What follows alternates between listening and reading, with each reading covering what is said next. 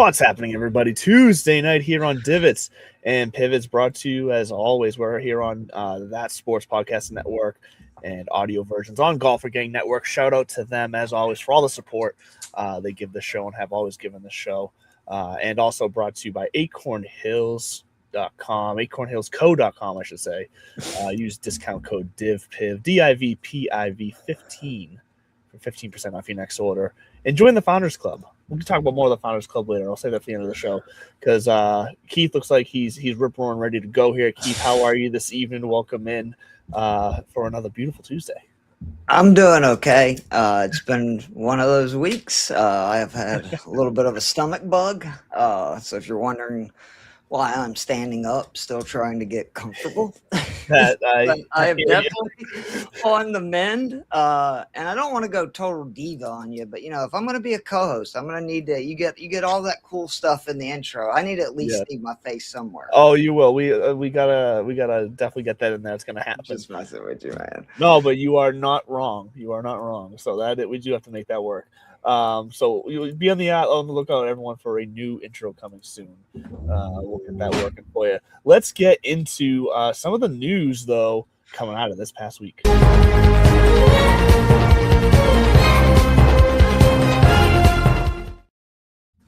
So we had the AT&T Pebble Beach, but even before we get to that, we had another tournament finish up before that, all the way out in Australia.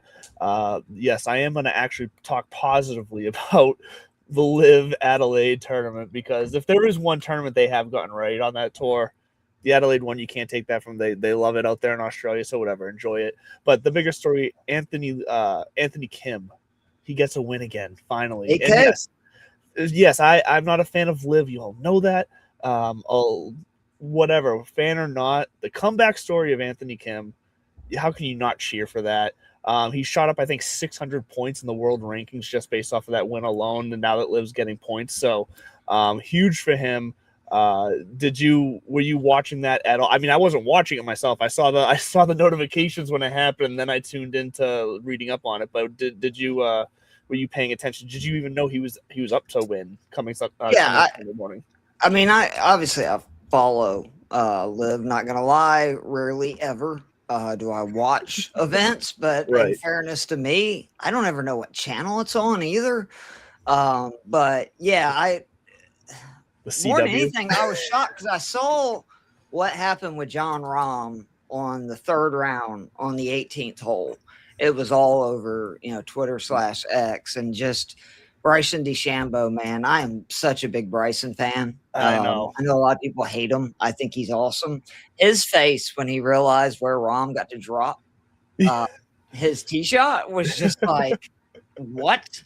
And it just made my day. But it was funny. There was so much being talked about DeChambeau and Rahm, and this is what Live Golf's all about. And don't get me wrong, you're gonna put Rahm and DeChambeau going, toe to toe anywhere, I'll watch. Yeah, they rightfully really hyped that up leading into it. And then, but wait, Anthony Kim wins, and I wish he would be more honest about what his insurance, what was he paid to not play golf for all that time, because that's the only thing that prevents me from being all in on this comeback. Is it does feel a little bit like he just took the money and ran. And I'm not saying that he was not injured. Obviously he was. Anybody who plays golf at, any kind of level knows they love the game. So they want to be out there. Don't get me wrong, but it's the one piece of the puzzle that I haven't heard. I don't know if you have, but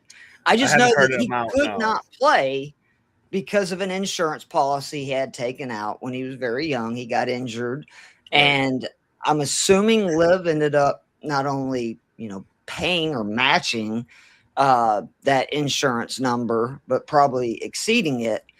I'm very happy for him, but I just wish he would be more honest about what that's all been about, just more about what it felt like to be one of the best golfers in the world and kind of have it all taken away and doing something that I think a lot of people would do in that situation, right? Like if you're guaranteed, I don't know, 50 million, whatever it is.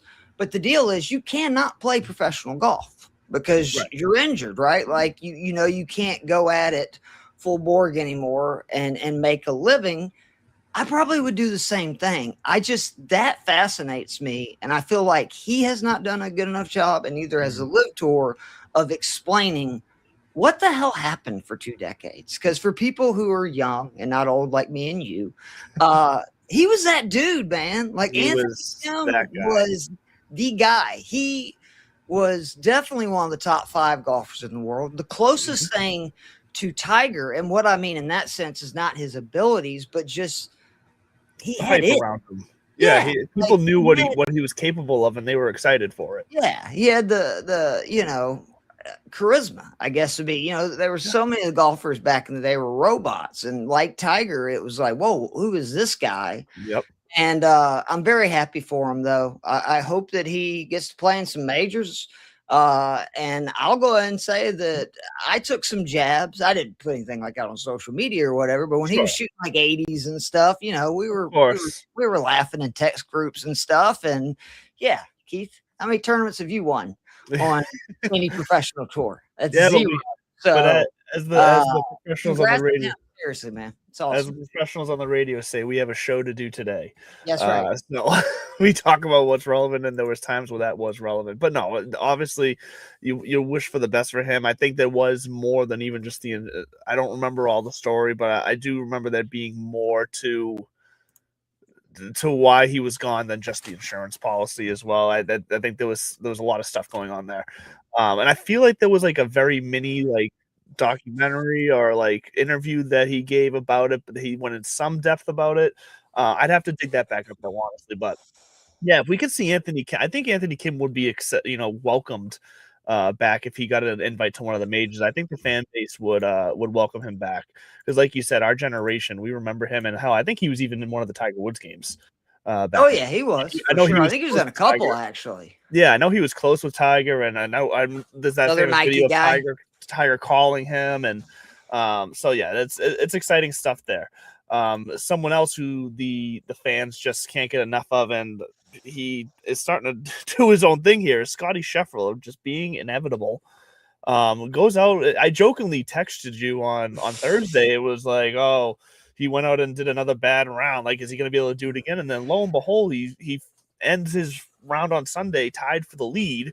And then only loses by, I think it was 1 or 2 strokes. I forget what the final, I think it was 2, but either way, with the way he played on Thursday, Scotty Scheffler, even in a small event like this, a smaller field event like AT&T was, probably would have been counted out by just about everybody. And he comes back and just shoots. His front 9 on Sunday was unreal. The guy is just unstoppable. First round with 3 eagles in a round, which pretty impressive, obviously. As the biggest Tiger Woods mark in the world, I immediately had flashbacks as he was making his charge of Tiger's huge come from behind victory. His was actually on a Monday, which I'll never forget. I was actually working in the golf business at that time while going to school, and we had the tournament on, and that's when Tiger famously, I think it was the 14th, he holed out with a wedge and ended up erasing a 7-shot lead throughout the 2-day Sunday, which went into Monday to come back and win the AT&T. And I got to admit, it did feel like when he eagled 18, okay. I have 2 things, though, about this that, it's not all, what is it, ifs and buts and candies and nuts. But the first is, this better not turn into a Rory situation where we consistently see him start off slow. Yeah. And then what I call the backdoor top 5s, which Rory, no disrespect to big Rory fans, but he is the king of the backdoor top 5, where it's like, if you just would have had a good first round, God, how many more majors would he have at this point? Like a lot. I mean, he has dusted the field in the 3 rounds after that. And a lot of times it feels like it's right. And a lot of times it feels like it's after the event is over, right, is when he really makes his charge. And that's kind of the way it felt the last 2 rounds. Again, Scheffler, to his credit, by eagling 18, felt like maybe, even there were so many holes left, and the wind was really picking up. Yeah. The other thing that I got to admit, though, that you brought this up last week, and I'm not saying that you're wrong, because I was starting to think that as well, This does prove, though, none of those guys are really scared of Scotty, because that would have been the ultimate time to see all those names in front of him pull like an 86 Masters deal with Jack, where, yes, Jack had that amazing round, but what is not really talked about anymore is 4 or 5 of the best players in the world, including Greg Norman, just absolutely threw up all over themselves because Jack Nicklaus came charging back, right? And it did feel like Scheffler was reaching that point. I agreed with you last week, but we're not there yet. Yeah, we're not. I mean, it's just period. Like, and kudos to Morikawa. And there was a lot of guys that, like, down the stretch, they didn't buckle just because Scotty played a phenomenal round. And I don't know what's up with his game, though, because he's normally so consistent, and he seems to be making a lot of, like, just bad bogeys and stuff. Like Sunday, I'll give him the wind and stuff was crazy. A lot of the guys were hitting shots. You were just like, what the hell? And you remember they're playing like 30-mile-an-hour winds. Exactly. But the Thursday round, both for the last 2 weeks, he doesn't even look like the guy that he then is for the next 3 rounds at all. And I don't know what is going on, because it's not even like one facet of his game. It's just not very sharp. Yeah, just everything. Yeah, I don't know if it's a preparation thing. Is he changed his routine? He's trying to get used to a new routine, and it just hasn't clicked yet. Who knows? Only he knows, but I doubt he's going to be telling us about it. It's just not who Scotty is. So, it is still fun to watch him climb. So it's exciting to watch him charge the leaderboard, and like he cares. Like, you can see it. That's my big thing, is like, he was so jacked when he stuffed it on 18, which, by the way, that's 2 of the greatest shots you'll ever see. Oh, it's amazing in that situation. Like, that drive was a laser, and then what, he hit like a freaking wedge into it. I mean, because that was just dead downwind. Yeah, and that's where I love the ball tracking, because you could see how low, he flighted that shot, and it still was just like a freaking rocket. I know it was 100% fun to watch, and we'll get to this week, but obviously he's back in the field this week again for another signature event. So we'll see if there's a pattern for him. Like you said, I hope we don't, because then eventually what we saw, that was like with Rory. When we started seeing that, then that was kind of the start to his little bubble there, where he wasn't really playing all that good. Like, are we gonna see a little valley here for Scotty that this is gonna lead into? We'll see. We'll see how he handles this adversity. Winning is really hard. Winning is very hard, and he did it way too many times last year. I keep reminding people, and they're like, "Oh, he's gonna have this many," and I'm like, Tiger Woods.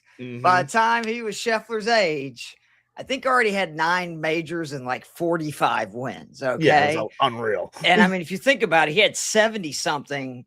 By the time basically the Thanksgiving fiasco happened and stuff, that was 2009. So he would have been like 32 years old. Yeah. And obviously, he's still the GOAT in my opinion, but you never know when it's going to end, because I think everybody's kind of like Mike Tyson, that like once you get knocked out, it's hard. Like, you kind of feel invincible, and then all of a sudden you realize that you're not. Yep. And you start to think about things differently, and it's changed in a game like golf. Man. In a game like golf, it changes it for you. Someone that things did change for, though, Collin Morikawa, like you mentioned before, coming in with the win. Let's be honest, Collin Morikawa had a rough year last year, not just on the golf course with his performance, but specifically last year, I feel like he had a tough PR year last year. On this show, I don't like an entitled brat. Yeah, we were not fans of Collin Morikawa on this show. I'd still am curious to see how this year goes for him, but I will say this was a step in the right direction to get to start his hero era, not because of the win, but because how humble, gracious, and just like he didn't mind taking questions from the media after the round, which was my big complaint about when he made that speech. I go, so let me get this straight. Yeah. So if that's your attitude when you win a tournament, I don't want to see you up there smiling, thanking people, because you don't need the media, right? Like, that's not part of your job. It was, oh God, I couldn't. Yeah, that was one of the dumbest things. And then to double down on it was just, I don't know who was his PR person, but they should have been fired. Well, and maybe they have been. We'll see. We'll see what we get out of Collin going forward here now. But this is a start in the right direction for Collin. Do you know it had been almost 3 years? Like, I did not realize it had been that long. I actually did, because Yeah, because when we were getting into him and really ripping him apart last year on the show, I was looking and said, because one of my points Not was, like you're, why do yeah. you think you can act like this when you ain't done crap?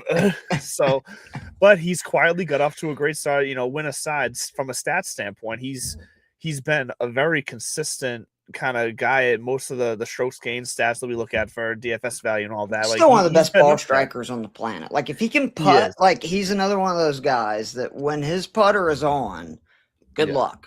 Because he Right, will and ball strike you to death. yes, and that is still definitely the weak spot of his game. And right now, I think actually he might have even still barely lost strokes last week on the green and still won because his I know ball for the striking was season it's outrageous. rough. He's like 140th or something in strokes Yeah. gained putting. I think he's in the hundreds in strokes gained I'm around pretty the green. I'm pretty sure But he the was tee to green, ball striking, approach. Yeah. It's like all top 10, basically. I'm pretty sure this past week he won with still a slight negative strokes gained putting, because I believe I heard a stat where it was 2 weeks in a row now, because Chris Gotterup also did it at the Waste Management, where the winner has actually lost strokes putting. So something to keep an eye on going forward too. So we'll see. But Colin Morikawa, yeah, he's someone that we both definitely missed last week. Neither one of us. I did have him in my cheat sheet. I will admit. Okay. He was horses I didn't remember if you had horses mentioned him on the I didn't show. mention him on the show. Okay. But that's why you got to go read, my That's fair. articles and cheat sheets. But it was just from his track record at that venue. He had an unbelievable track record. Well, then that we'll say venue, and that's why I do that, right? Like Right. it is. I always believe it's important. That's why in my categories I have like my core guys for DFS, horses for courses, and then like the the cheap plays, the bargain plays, or whatever. And if somebody has a record like he did, which I believe he had 4 top 6 finishes in like the last 7 times he had played there, that's at least worth mentioning or knowing. Now, did I use him in any of my DFS lineups? Hell no. But yeah, exactly, because you still couldn't trust the eye test. Yep. Damn right. And I get that, but so Colin Morikawa, we'll give him a half miss since you ended up having him in your article. But some other guys that I just don't remember us even talking about last week. Minwoo Lee, Sam Burns, Patrick Cantlay, Tony Finau, all Lee I did ended mention up last week, but the rest of those okay. I couldn't remember yeah. you mentioning him, so we'll give him a half. I know I didn't have him anywhere in my stuff.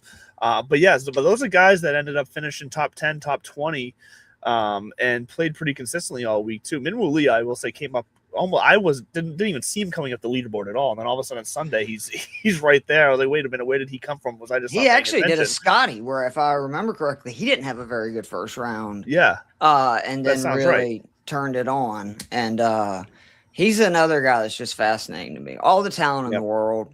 I know. Call me stupid. I didn't know that his sister is she's LPGA star. She's a lot better than him. So I mean, she definitely has more accolades than he does. Reggie Miller of golf. Yeah, she's quite fascinating. He's a really good, golfer. But how fun would it be for your sister to be the better, right?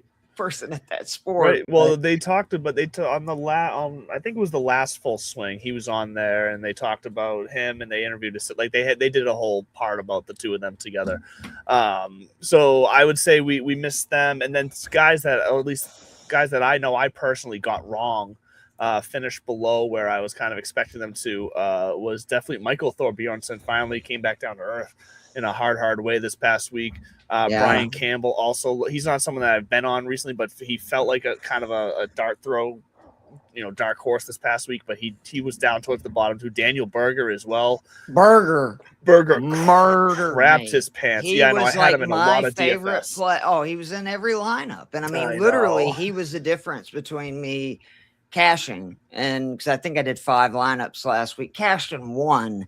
And all the other ones I had really solid lineups, but when you have the guy that's dead freaking last, it's hard to make up for that. So I still love you, Berger. He's got a ton of game and stuff. Still been playing good. He killed me. And I mean, it's just so funny how many times that happens, where you can be so on about a tournament, but then the one guy, because I usually try to be pretty consistent in my lineups, is something the great Dave Eddy at Fantasy Six Pack has taught me, is like, don't spread out your lineups. That's not the right method. Like even in single entries, You need to try to have really good weeks. It's okay to have a lot of weeks that you lose. You just want to make sure you take advantage of the weeks that you're right. And the way you do that is a smaller player pool where you'll have, say, 3-4 guys that you're just going to put them basically in every lineup. And then you know, sprinkle in like the other 2 or 3. Yeah, you change a little bit up. Yep.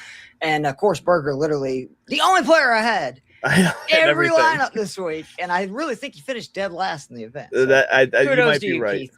Yeah, you might be right there. The guy that did that to me more so that I was too overexposed on in my core was Denny McCarthy. I think he finished 58th or something like that. Like, yeah, so that one wasn't pretty. Not a good thing for Denny. And no, not very many people predicting that it was going to. It was so weird, too, because it was like I didn't expect it to be as low as it was. Conditions ever. The first, 3 rounds, and then the 4th round, it was like they were in the movie Twister. So that was kind of interesting. But, McCarthy he's one of those guys, his game is just not made for scoring fest. He's great when it's really difficult. And, because again, he's so good on and around the greens. He rarely makes bogeys and stuff. But if you weren't making birdies last week and Eagles, Scheffler had 3 in his final round, you were getting lapped. Yeah, it's true. And so those are the guys that I felt like we got wrong. I will say Denny McCarthy was the only guy in my core that sucked, though. The rest of my core. Oh, no, your plays were good last week. My core actually smashed last week. So I felt good about Ricky Fowler, Tommy Fleetwood, Sammy Valimaki. I know Henley was I guess you can call Henley slightly disappointing because a lot of people were picking him to win last week.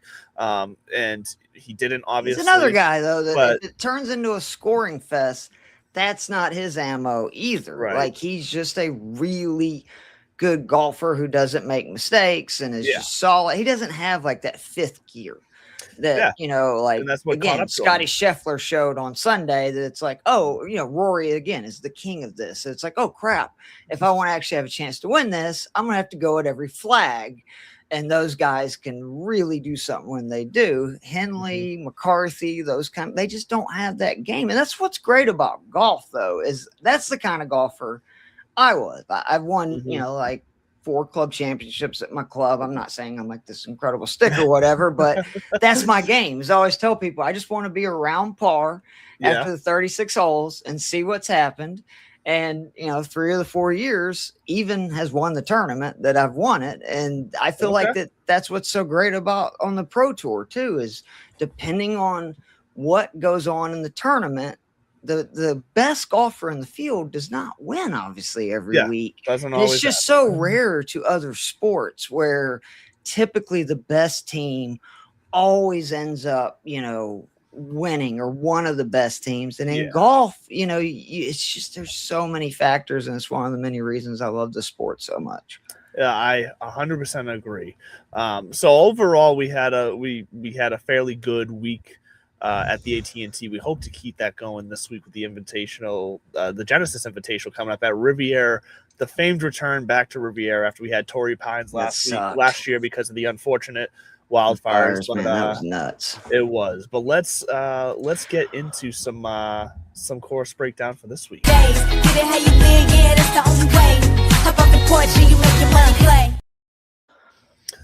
We'll get into that because with this, like I said, at Riviera we have one of the famed courses. It is a signature event this week, but not quite the same as the AT&T this past week.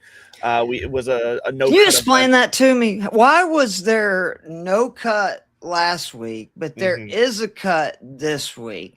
They're both signature events. I can't figure what the hell they're doing here. Yeah, I honestly don't know the reason, but I know there's 3 signature events that do still have a cut, this being one of them.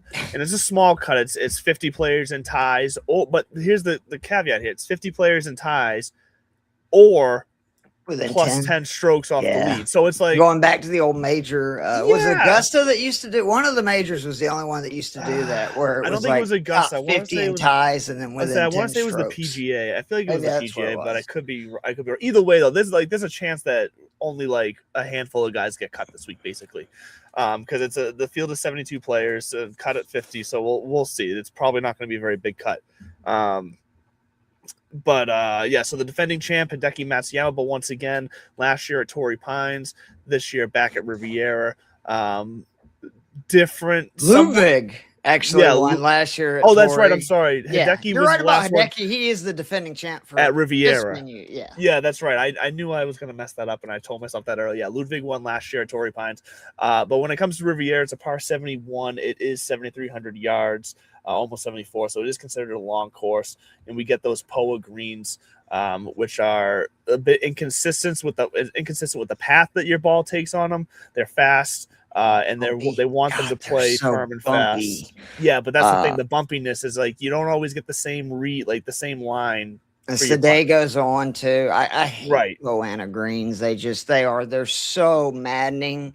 Because you just seriously it's one of the because with HD and everything, you can see it on TV. Right, these guys putt better than anybody in the world. So you see their ball normally, right? Like it's just end over end over end to where if you go watch us, it's bouncing all over the freaking place. Sure. On these greens, their ball is bouncing all over the place. And it's why this is a venue, one of the toughest on tour to make putts from 15 feet and within. No surprise. 4 of the 5 hardest golf courses to make putts within 15 feet are all Poana greens. So yeah, that's not a shocker there. Yeah. So again, it's just they have to do it for the weather and stuff out there. It's too cool for Bermuda greens. It's too warm for most of the time for bent, and you get Poana. Yeah, so it does make sense. They are large greens too. What is a somewhat of a saving grace here that makes it accessible for the players is that the rough is not really an issue. It's a shorter rough, 2 inches, I believe, is what the rough is going to be grown at. It's that tricky. What is it? Kakua or whatever that? Kakuya, I think. Yeah, but so yeah, the ball definitely flies out of it. Interesting sometimes, a lot of jumpers, but the issue here isn't necessarily like you can scramble out of the rough here. Like that's not necessarily the problem with Riviera. What I've learned with in the past is that. And why off the tee is going to be one of my stats this week, even though rough's not the issue, it's the angles. If you misplace if you set your second shot up wrong on this course, that's where it's going to bite you. You're not going to have a look at the hole. You're not going to be able to get up in the green in regulation. And it's not so much about hitting the fairway. It's about putting your drive in the spot that makes sense strategically. So I believe the first couple holes, like holes 1 through 4, are fairly gettable. They're not the ones the easiest hole on tour. I mean, it is a low layup. Like it's a 500-yard par 5 for these guys downhill, and that's how they're starting. I love it. This is such a cool course though, because you have that. It is. You have a par 3 that's 200 freaking yards with a 2-tier green, and oh by the way, a bunker.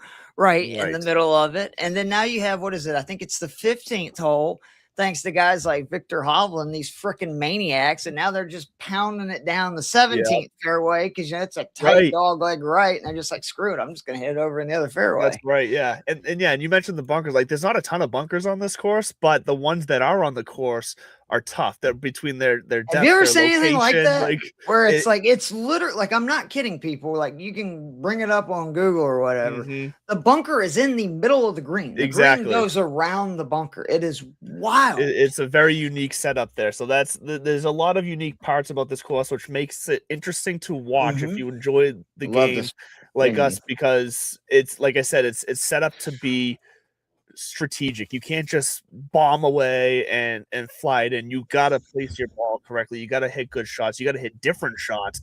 That's what's fun for Riviera to watch for me. So I like that. So that's why when it came to my key stat, I already said off the tees one. Once again, not exactly driving accuracy, but really about what your next shot looks like. Strokes gained approach, because once again, like you said, the putting is tough here, so you want to get as close as possible. Fairway proximity approach is 175 and higher, because with the guys playing more strategic, it is a long course. Even if they're hitting driver, they're going to be left with some long approach shots around the green as well for those missed greens. And then strokes gained total seems to just that's more of a just kind of stat history stat. Strokes gained total just seems to be very relevant with winners in the past and top 10. So strokes game total in general is something that I was also tracking with my model this week. Do you have any other stats that you're tracking there, or do you agree with those, or would just leave any out? Really, again, I think that you're on to something with the drives. I'm using this week good drives gain, like the percentage. I think that's most important. This is a less than driver venue for a lot It of these is. guys because Mhm. it's one of those that the closer you get to the green, the tighter the fairways get. So Correct. it's actually better hitting back 75% of your approaches are going to come from 150 or further, and Right. 50% of those are going to come from 150 to 200 yards. So Right. like I'm hammering guys, hello Siwoo Kim, who excel and that's what's great. Again, the PGA Tour has done such a great job with offering so much of their stats and stuff for free. You can go on PGA Tour and just search the player's name, go under stats. It literally tells you where they rank amongst everybody on tour from all these different yardages and stuff. But for me, I really looked at the guys that excel from 150 to 200. And then again, I think you're really onto something with the scrambling. Like this is a venue, guys are going to miss a lot of greens and they're going to miss a lot of fairways. Like that's just the way it is. Well, what happens when you miss fairways and greens?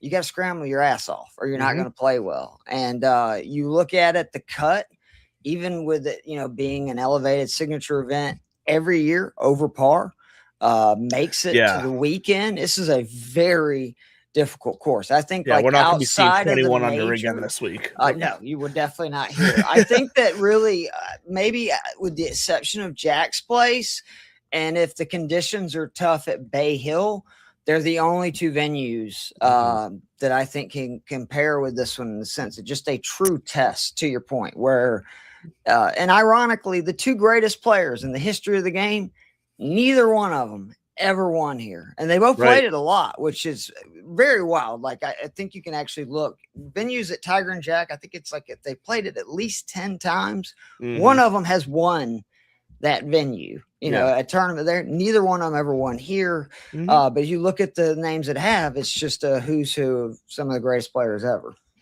It is. So that's you nailed yours as well in there. And I think for the most part, we are thinking, looking at our core players here, we are thinking roughly the same. I know we both do have Siwoo Kim in our core this week, which he's playing amazing right now. And then when you pair that with this just setting up for him perfectly, this type of course, it's hard to stay away. He follows the script from last week, right? You just said it with Morikawa, where he did not actually putt that great, but he just ball struck it so well it didn't matter. And this is the kind of venue Siwoo can do the exact same. And I keep saying this, he can't have bad putting weeks every week. Like if he continues to hit it this solid, we all know this. You all have the buddy that's a really good ball striker and they just can't putt.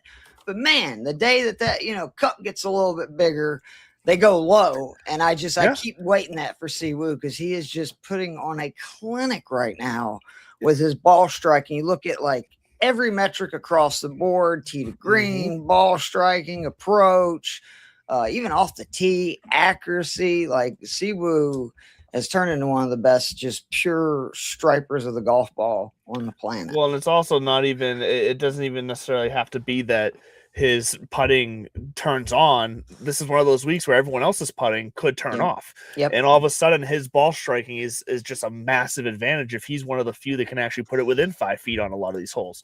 So that's why Siwoo Kim is in my core. I think it just sets up for him. Another guy I have in my core, which I'm following the horse for the course kind of thinking here, is Max Homa. Exactly. Max Homa's in my core. And this is, you look back at his, so obviously, once again, not last year because it was Torrey Pines, but in 2024, T16, 23, he was second, 2022, 10th. He won it in 21. He was 5th in 20. So like he's California kid, man. Yeah, he loves these California courses. Right. And we even last 2 years ago when he was in a little bit of a rough patch, we had said like this is the type of course that gets him back on track. It's somewhat worked for a little bit, but I still think that. I still think Homa is that type of guy this week. He's comfortable on Poa Green. This is what he puts the best on. And he's a great driver of the golf ball still, which again, we talked about. That's going to be a huge factor this week. Yeah, and I want to double check. He looked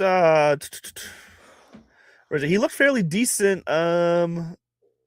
Oh no, sorry. He finished T66 in the end at the Waste Management. He was looking okay there, honestly, but before being cut at the Farmers Insurance, he did finish T27 at the MX. Why I don't understand why he didn't play in Pebble either, because he right. stride. I mean, if you look at, I think read somewhere it's like almost 50% of his career earnings on the PGA Tour have been in the state of California. Yeah, and it's like 75% of his wins. So I'm always shocked when he might have just been setting up for this week. Maybe. Yeah. He might have just been setting himself up for this week, which is a good reason to be on him if that is the case. Two guys who were just playing too good to ignore right now. We were on Tommy Fleetwood last week. I'm going to be on him again this week. If there's a guy that I'm going to pay above 10 grand for on DK this week, it's him. So he's just looking good. He's loving that no sponsorship swag. He's owning that. I think he feels free. So we'll ride that wave a little bit more. And then Akshay Bhatia is just playing amazing golf right now. Another guy who has success in California. Can we get into his putter while we're here? What are your thoughts? Like I was gonna bring it up, but then I was like, you know what, the story didn't end up being as big as I thought it could become. Like someone on social media basically called him out for cheating, that he was anchoring his putter on Sunday. He is, and everybody does, and that's why it's a stupid rule, because it says you can't like know for sure if he's anchoring it to his body. But of course, anybody who is because he's like you are like he's got the, because the thing is, yes, the club itself is not touching probably his chest, but his fist sure is, and his fist is right there at the top of the shaft. So like, what's the difference? It's pretty much the same. It's a stupid rule. So yes, I agree. So that's why that was another reason why I was like, So I was just curious what your thoughts were on it. Yeah, no, I'm with you there. But Akshay has been playing fantastic golf right now. And he's another guy that his history here at Riviera. Let me remind myself, he actually hasn't played here before. That's right. He was the one guy who hasn't played here before, but his great long iron player. If the wind picks up, we know he's a great player in windy conditions. And he's now this is a venue, like him and Cootie were the two guys that have never played this venue, that I would be very surprised if they don't enjoy this venue. Right, and he coming off a T6 and a T3, 2 straight top 10s. You got to love that. And then the last guy in my core is Jake Knapp, someone who's flying up the leaderboard. Another California kid. I see what you're doing here. The California golf is one of those. It's just one of those waves that it's why it's called it's part of why it's called the West Coast swing, because there are just guys who beginning of the year on that California swing, like they're relevant, and then they fade off when we start hitting the Texas. It's like the Texas guys. There's also guys that are from Texas that they thrive on all those courses. Right. So but no, you're right. I mean, and this is again a venue that I think we said this last week when talking about him. I did not know until I really started following him. He is so good on and around the greens. And the thing everybody knows is obviously hits the ball 400 miles. So that's what everybody's paying attention to. But you look, the dude can roll the rock, man. He can. And he grew up not far from Riviera. So yes, he's not played it on the PGA Tour. We have he's played it. But he's 100% played the course. And let me just quickly run through his year so far, because in January and February so far, T11 at the Sony, T5 at the Farmers, 8th at Waste Management, and T8 last week at Pebble. Like, that's fantastic run he's on right now. He's feeling it, and he's close to home now this week. Are you kidding me? Jake Knapp, 8,600. I feel like if you're paying up for Tommy Fleetwood, like you're gonna probably skip over most of the 9K range, where unfortunately Siwoo Kim is. But Jake Knapp seems just like a must play for me. So that's my core. Who are some of the guys other than Siwoo that you have in your core? Because I know you got a few others. So Morikawa again. Everything from last week. The only concern I have is coming off a win, and again he's not a very good putter and has not been great around the greens, but if he hits it like he has been, he's going to be in contention. Hideki obviously won here last time they hosted it at this venue. And then Harris English, go Dogs. A guy, again, who is just great track record here, ball striker. He is one of those cheat codes that when you're playing a major or any difficult venue and you're trying to save money, just throw Harris English in there. He always thrives on difficult golf. Kind of what I was talking about with Russell Henley, like one of those guys that he doesn't have that gear where he's going to go out and shoot 25 under on any venue. But when that court or, number is going to be closer to par and say the winning score is like 10 under or less, he'll be right there. I do think, though, that it's, as I keep saying, if Scheffler's going to keep doing what he's been doing, and we're now at 18 events that he has not finished worse than 8th, you have to find ways to build Scheffler lineups, especially in cash games. So this week I've got Scheffler, and I think there's actually a really good, possibility. There's a ton of guys, 7,500 and cheaper, but I'm going with Robert McIntyre as the second guy. He's another guy that he's never played here, but everything about this course screams Robert McIntyre. He plays difficult courses very well. He's an elite iron player from 150, 200. Nobody just about on the planet is better scrambling than he is. So, I love him here. Pearson Coody, I was talking about it. Again, this is John. I think it's Houseborough is how you say his name, PGA touts. He's the best. He always does in his articles, the players that are top 10 in this main category in the field, top 10 in this main category. Coody was just bam, bam, bam. He's, an approach, scrambling at difficult venues, putting on Poana greens, good drives gained. So, I just think similar to Biate, he's going to play very well. And then I'm going back to Rio, man. Rio is just on a heater.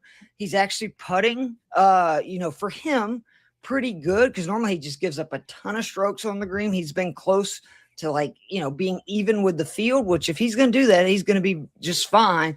And the other two guys, hello, Tony Finau. It's good to have you back, glad you mentioned buddy. him.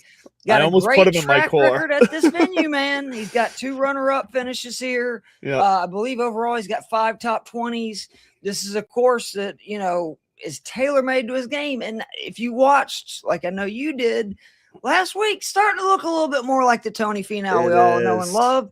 And then Tom Hoge at 6,300 is stealing people. He is in my cash core and my article, meaning these, again, are the guys that basically I'm putting them in and then figuring everything out. He's 6,300. You can basically everything I said about Harris English, same thing with him. He is somebody that really excels on difficult courses, really excels at courses that are, ball striking is the key. And at 6,300, man, it's like stealing. He did it last week. He'll do it again this week. He is another guy that plays very well on this West Coast. And at 6,300, man, I like him to top 10. I like him to top 20. You're getting great odds on both of those. And again, at 6,300, he's just, to me, especially if you're going to put Scheffler in, that is one of the easiest ways to offset. That's 20,600 for Scheffler and Hoge. And now you're looking at it like you have 2 $10,000 guys in your lineup instead of a $14,000 and a $6,000. And I'm serious. I feel almost as confident as Hoge as I do any of the guys in the 10K range of at least making the cut and finishing top 20. Because again, this is a venue. There's going to be some big names that miss the cut. I promise you. There always is. Right. A couple other guys just that I'm going to sprinkle into my pool as kind of long dart, not long darts, but long darts. I love long darts. It's one of my favorite. Long shots, or just guys to kind of keep your eye on this week. Aaron Rye is someone to keep an eye on. Excellent from 150 to 200. To your point. Jason Day is another guy who likes the California place finishes at this event. Yeah, and by that I mean in 2024-23, last 2 times. Right, yeah. And then Sepp Straka, someone who maybe is starting to find his his groove for the season so far. We'll see if he can keep that going. So just a couple guys that I'm going to sprinkle. Like I said, I have I think my total player pool outside of my core, I probably have another maybe 10 guys outside of my core that I'm just going to. How many lineups? I've never even talked to you about this. How many you do each week? I usually do anywhere between 15 to 20. Oh wow! But I play 10 cents or 25 cent match because I like the thrill of how many guys can I get right. I'm not just curious because I'm not doing it to make money or if I do money, 3 to 5 lineups each week, depending how the season has gone and also how my finances are at that moment in time. I do nothing but single entries. That's it. Straight up single entry that used cash to be what I lineups. did. And That I used to be what try did, to yeah. do my bread and butter, the 12, 33, 50. And when I'm having a good year, like I did 2 years ago, I'll do a good bit of the $100 single entries as well. Sure. But those things, man, they can hurt. Like I had a stretch last year where I had a very, very good 2024. I got cocky. And next thing you know, you lose like $1,200. You know what I'm saying? In a month. Yeah, and you're like, oh, damn. And you're going, man, that was dumb. So, yeah, revisionist gamble history, I think is what responsibly, it's people. called. Yeah, so I hear you. I mean, I've not quite lost that much, but but I understand. Hey, like you get sucked in, shoot. you can happen. Well, look, I think that's gonna do it for us. I think we're set up for Riviera. It's gonna be an exciting week of golf. We're really entering kind of a fun turn into the season here, and it's gonna be a fun roller coaster ride as we continue. Players, Augusta, I can smell the azaleas, and I can't wait. So yeah, that'll do it for us tonight. Catch us every Tuesday here, 8:00 on That Sports Podcast Network, and then on all of your podcast listening platforms on Wednesday mornings. Shout out Golfer Gang Network for setting that up with us. But I'm Andrew LeDuc. This is Keith Fleming, and we will see you next week with maybe a new intro to include Keith in.